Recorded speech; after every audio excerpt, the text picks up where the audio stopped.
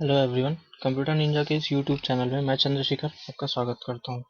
आज के इस वीडियो में हम प्रोग्रामिंग इन सी लैंग्वेज के इम्पोर्टेंट टॉपिक के बारे में स्टडी करेंगे। आज का हमारा टॉपिक है structure of a C program. तो चलिए आज के वीडियो की शुरुआत करते हैं।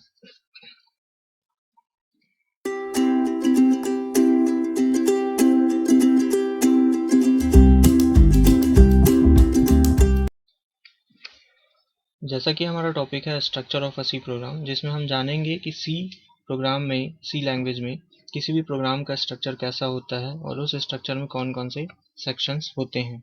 Structure of a C program पढ़ने से पहले समझते हैं कि स्ट्रक्चर क्या होता है या ढांचा क्या होता है। किसी भी सिस्टम में इंटर रिलेटेड एलिमेंट्स का अरेंजमेंट और ऑर्गेनाइजेशन स्ट्रक्चर कहलाता है। स्ट्रक्चर किसी भी थिंग्स या पीपल और स्पेशली ऐसे थिंग्स जिनके मल्टीपल पार्ट्स होते हैं, उन सभी का स्पेसिफिक अरेंजमेंट होता है स्ट्रक्चर। जैसा कि हमारे पास यहाँ पे एग्जांपल में दिए गए हैं, जो नया घर बना होता है उसका स्ट्रक्चर, और दूसरा एग्जांपल है डीएनए एलिमेंट्स के अरेंजमेंट का स्ट्रक्चर। स्ट्रक्चर के लिए कुछ बाउंड्रीज डिफाइन की गई हैं, वे इस प्रकार हैं। पहला, कोई भी एलिमेंट एक दूसरे से फिजिकली या फंक्शनली कनेक्टेड होना चाहिए। और दूसरा, वह एलिमेंट स्वयं और उससे जुड़े हुए एलिमेंट्स फिक्स्ड होने चाहिए। उनमें किसी भी प्रकार का अगर चेंजेस हो रहा है तो वो ओकेजनली या स्लोली होना चाहिए। अब जानते हैं कि structure of a C program क्या होता है। अन्य किसी भी प्रोग्रामिंग लैंग्वेज की तरह सी प्रोग्राम का भी एक स्ट्रक्चर डिफाइन किया गया है। सी एक स्ट्रक्चर्ड प्रोग्रामिंग लैंग्वेज है। इस कारण सी प्रोग्रामिंग में प्रोग्राम लिखने के लिए एक स्ट्रक्चर फॉलो किया जाता है। सभी प्रोग्राम स्टेटमेंट एक वेल डिफाइंड सीक्वेंस में लिखे होने चाहिए। सी प्रोग्राम का स्ट्रक्चर एक प्री डिफाइंड रूल फॉलो करता है जिसे प्रोटोकॉल कहा जाता है, जो कि सभी प्रोग्रामर के द्वारा फॉलो किया जाता है।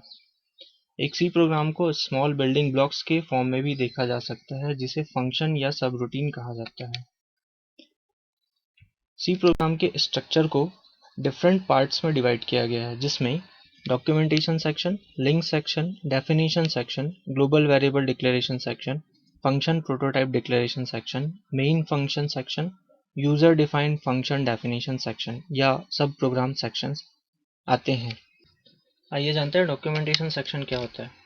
डॉक्यूमेंटेशन सेक्शन के अंदर हम कुछ कमेंट लाइंस लिखते हैं, जिन कमेंट लाइंस में प्रोग्राम के बारे में डिटेल होती है, जैसे उस प्रोग्राम का नाम, प्रोग्राम को बनाने वाले ऑथर का नाम, प्रोग्राम की क्रिएशन का एम और प्रोग्राम को क्रिएट किए जाने वाला डेट आदि।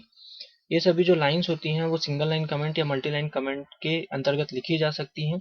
और ये जो लाइंस होती हैं कमेंट के अंदर लिखी जाती हैं, वो प्रोग्राम एग्जीक्यूशन के टाइम पे सी कंपाइलर के द्वारा कंसिडर नहीं किए जाते हैं। एग्जीक्यूशन के टाइम पे वो लाइंस इग्नोर कर दी जाती हैं। नेक्स्ट है हमारे पास लिंक सेक्शन।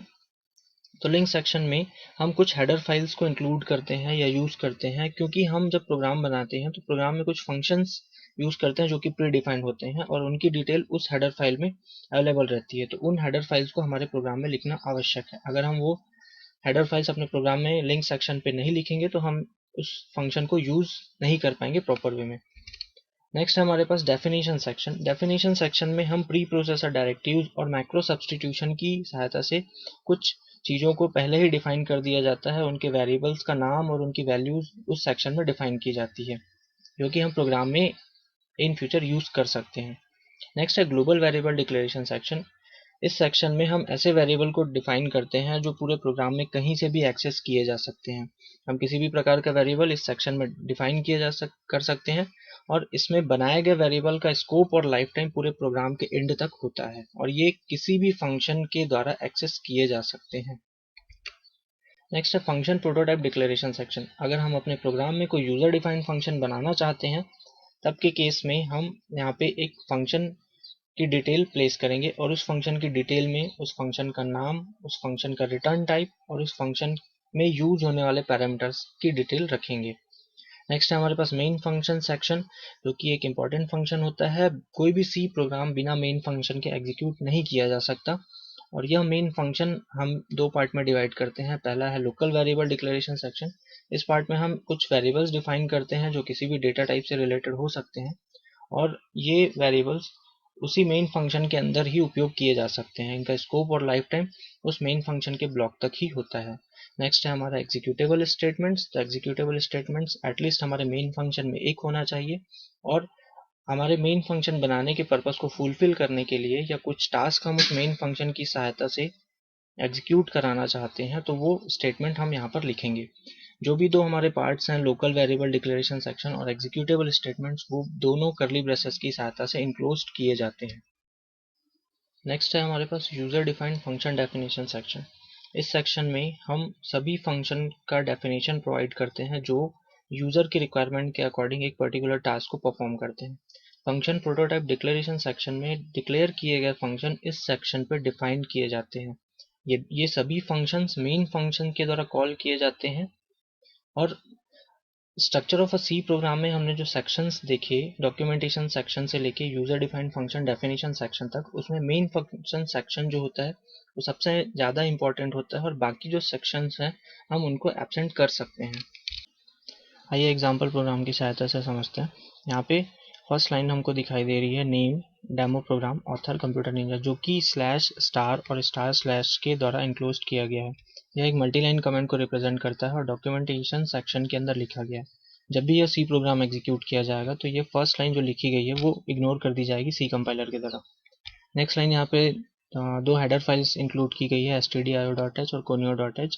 जो हेडर फाइल्स इंक्लूड की गई है उनसे रिलेटेड फंक्शन हम अपने प्रोग्राम में यूज़ कर रहे हैं, इस वजह से ये हेडर फाइल्स इंक्लूड की गई है जो लिंक सेक्शन के अंदर आते हैं। नेक्स्ट है डेफिनेशन सेक्शन। डेफिनेशन सेक्शन में हमने यहाँ पे पाई की वैल्यू को 3.1 डिफाइन करके रखा हुआ है, जो पूरे प्रोग्राम के टाइम पे, पूरे प्रोग्राम के एग्जीक्यूशन के टाइम पे सेम रहेगी, जो डेफिनेशन सेक्शन के अंदर डिफाइन किया गया है। नेक्स्ट दिया गया है इंट num1 इक्वल टू 76। ये मेन फंक्शन के ऊपर डिक्लेयर किया गया एक वेरिएबल है जो कि ग्लोबल वेरिएबल डिक्लेरेशन सेक्शन के पार्ट में है। num1 का नाम से यहाँ पे जो वेरिएबल डिक्लेयर किया गया है वो एक ग्लोबल वेरिएबल है, और इस वेरिएबल को पूरे प्रोग्राम में हम कहीं से भी एक्सेस कर सकते हैं। नेक्स्ट वॉइड शो एक फंक्शन प्रोटोटाइप डिक्लेरेशन है जो एक यह बता रहा है कि हमने एक शो नाम का फंक्शन बनाया है, उसका वॉइड एक रिटर्न टाइप है और इसमें कोई भी पैरामीटर हम यूज नहीं कर रहे हैं। इस फंक्शन का डेफिनेशन हम लास्ट में देंगे जहाँ पे user definition function definition section लिखा हुआ है। यहाँ पे देखिए हमने वॉइड शो का एक फंक्शन जो बनाया था उसको डिफाइन किया और उसके अंदर दो प्रिंटफ स्टेटमेंट लिखे गए हैं। बात करते हैं नेक्स्ट मेन फंक्शन की।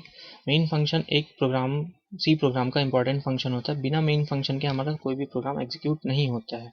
यहाँ पे देखिए इंट num2 इक्वल टू 89 लिखा है, तो ये एक लोकल वेरिएबल डिक्लेरेशन है, और उसके बाद CLR SCR से लेकर get ch तक जो भी लाइंस हम यहाँ पे लिखे हुए हैं वो एग्जीक्यूटेबल स्टेटमेंट के अंदर आते हैं। जब हम इस प्रोग्राम को एग्जीक्यूट करेंगे तो हमारा आउटपुट कुछ इस प्रकार का आएगा। फर्स्ट दो लाइन पे जो आउटपुट लिया गया है वैल्यू ऑफ पाई और num1 और num2, ये जो है आउटपुट ये मेन फंक्शन के एग्जीक्यूट होने पर ये आउटपुट आ रहा है, और जब लास्ट के जो दो लाइन है वो शो नाम का फंक्शन जो एग्जीक्यूट हुआ था उसके लिए आउटपुट आ रहा है। नेक्स्ट हमारे पास एक और एग्जाम्पल प्रोग्राम है जिसमें सिंपल सा हेलो वर्ल्ड प्रिंट हो रहा है और welcome to computer ninja print हो रहा है। इस प्रोग्राम को अच्छे से समझते हैं, एक एक चीज़ को बारीकी से समझते हैं। फर्स्ट लाइन हमारे पास यहाँ पे है हैज़ इंक्लूड stdio.h। हैज़ एक प्री प्रोसेसर डायरेक्टरी है जो यह बताता है कि प्रोग्राम के एग्जीक्यूट होने से पहले भी कुछ ऐसी चीज़ें हैं जिनको प्रोसेस करना आवश्यक है। नेक्स्ट हमारे पास वर्ड है इंक्लूड। इंक्लूड एक वर्ड है जिससे यह पता चलता है कि हम कोई हेडर फाइल को अपने प्रोग्राम में इंक्लूड कर रहे हैं। नेक्स्ट है stdio.h। stdio का पूरा नाम होता है standard input output header file. Standard input हमारे पास कीबोर्ड होता है और स्टैंडर्ड आउटपुट जो है वो हमारे पास मॉनिटर होता है। जब हमको स्टैंडर्ड इनपुट से इनपुट लेना होता है और स्टैंडर्ड आउटपुट पे जब आउटपुट देना होता है तो इस हेडर फाइल में उपलब्ध फंक्शंस का यूज़ किया जाता है। जैसे हमने यहाँ पे printf एक फंक्शन यूज़ किया गया है जिसकी डिटेल हमको stdio से मिलेगी। नेक्स्ट है .h। .h एक हेडर फाइल का एक्सटेंशन होता है जिससे पता चलता है कि पर्टिकुलर फाइल हेडर फाइल है। नेक्स्ट है conio.h। conio.h का पूरा नाम होता है console input output header file. जब हम किसी प्रोग्राम को एग्जीक्यूट करते हैं वहाँ पे जो ब्लैक स्क्रीन आती है उसे कंसोल कहा जाता है। उस कंसोल से जब हमको इनपुट लेने और आउटपुट देने का काम करना होता है उस केस में कुछ फंक्शंस हम यूज़ करते हैं, जैसा कि हम अपने प्रोग्राम में CLR SCR और get ch नाम के दो फंक्शंस यूज़ किए हैं। इसकी डिटेल हमको conio.h से मिलेगी। Next void main. वॉइड यहाँ पे रिटर्न टाइप है जो बताता है कि मेन फंक्शन कोई भी वैल्यू रिटर्न नहीं करेगी, क्योंकि वॉइड का मतलब होता है नल या कुछ नहीं। मेन एक फंक्शन है जो स्मॉल लेटर में लिखा जाता है ध्यान रखिएगा जब भी आप मेन फंक्शन बनाएं वो हमेशा स्मॉल लेटर में ही रहेगा, क्योंकि हमारा जो सी प्रोग्रामिंग है वो एक केस सेंसिटिव प्रोग्रामिंग लैंग्वेज है। नेक्स्ट हमारे पास फंक्शन ब्रैकेट लगे गए हैं जो सर्कल ब्रैकेट्स के नाम से भी जाने जाते हैं। यह बताता है कि मेन एक फंक्शन है। नेक्स्ट हमारे पास कर्ली ब्रेसेस ओपन हो रहा है जिससे पता चलता है कि मेन फंक्शन का ब्लॉक ओपन हो रहा है। अब नेक्स्ट है 9 CLR SCR में का पूरा नाम होता है क्लियर स्क्रीन। जो कंसोल स्क्रीन होती है उसमें पुराने आउटपुट को क्लियर करने के लिए हम CLR SCR का यूज़ करते हैं। नेक्स्ट लाइन है प्रिंट एफ। तो हम कुछ भी लाइन अपने आउटपुट स्क्रीन पर प्रिंट कराना चाहते हैं तो हम प्रिंट एफ का यूज़ करेंगे। जैसे फर्स्ट लाइन पे हेलो वर्ल्ड प्रिंट हुआ है और आउटपुट में आप देख सकते हैं कि हेलो वर्ल्ड भी एज इट इज़ प्रिंट हुआ है। अब लास्ट में हमने यहाँ पे स्लैश एन का यूज़ किया है, तो यहाँ पे ये एक स्केप सीक्वेंस कैरेक्टर है या बैकस्लैश कैरेक्टर कांस्टेंट है जो बताता है कि हम न्यू लाइन पे नेक्स्ट लाइन पे कोई नई चीज़ को प्रिंट करना चाहते हैं। नेक्स्ट हमारे पास प्रिंट एफ में लिखा हुआ है वेलकम टू कंप्यूटर निंजा। तो ये एक सिंपल सा प्रिंट एफ स्टेटमेंट है और हम दोनों ही प्रिंट एफ में डबल कोट्स का यूज़ कर रहे हैं। तो जो स्ट्रिंग होती है उसको प्रिंट कराने के लिए डबल कोट्स को यूज़ किया जाता है। और लास्ट में सेमीकोलन लगा हुआ है, तो सेमीकोलन है एक स्टेटमेंट टर्मिनेटर जो यह बताता है कि इसके बाद आपको नेक्स्ट लाइन पर स्विच करना है। नेक्स्ट है आपका get C H. Get C H का पूरा नाम होता है गेट कैरेक्टर। जब हम प्रोग्राम को एग्जीक्यूट करते हैं तो एग्जीक्यूट करने के बाद जो आउटपुट रहता है तो आउटपुट स्क्रीन पे कर्सर ब्लिंक होते रहती है जो एक कैरेक्टर की मांग करता है यूज़र से। जब तक हम कोई कैरेक्टर इनपुट नहीं करते हैं वो हमारे कोडिंग स्क्रीन पर वापस नहीं आता है। तो गेट सी एच एक ऐसा फंक्शन है जो यूज़र से एक सिंगल कैरेक्टर प्रिंट इनपुट तो लेता है लेकिन उसको आउटपुट स्क्रीन पर प्रिंट नहीं करता है। लास्ट है हमारे पास कर्ली ब्रेसेस क्लोज हो रहा है जिससे ये पता चलता है कि मेन फंक्शन का जो ब्लॉक है वो यहाँ पे क्लोज हो जा रहा है। आशा करता हूँ आपको यह वीडियो पसंद आई होगी। इस वीडियो को लाइक कीजिए, शेयर कीजिए और मेरे इस चैनल को सब्सक्राइब कीजिए। Thank you.